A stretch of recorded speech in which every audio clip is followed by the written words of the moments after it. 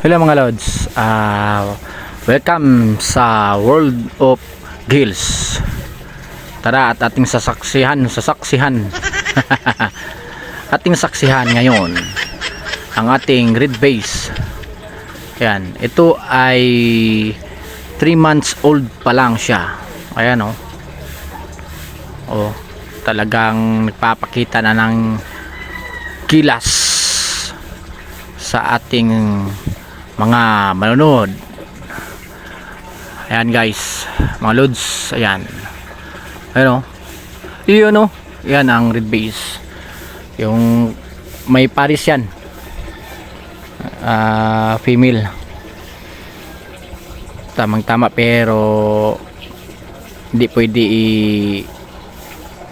breeding natin kasi kapatid niya dapat yung hindi kapatid, pwede natin to i-partner sa pag-breeding. Yung pink, may pink ako dyan yung parang may pagka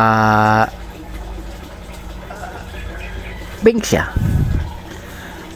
Yan mga lods, yun ang pwede natin isalang sa ating breeding system. Pero mga ano pa, siguro mga katapusan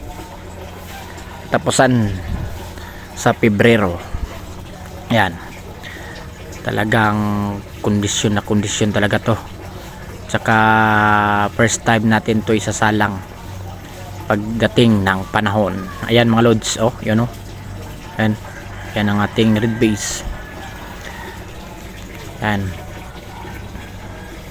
kusa lang yan lumabas sa aking pag-breeding sa blue panda natin.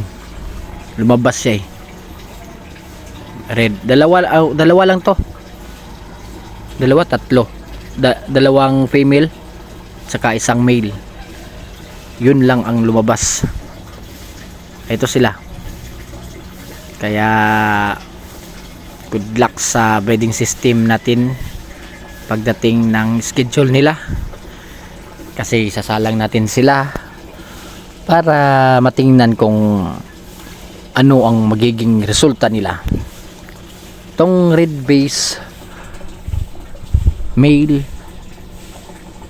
salang natin breeding natin sa ating female na pink. May pink dito tingnan natin kung ano ang magiging resulta, tsaka i-update ko kayo sa resulta. Yan, ito yan. Lumabas yan. 3 lang yan Bye mga lods.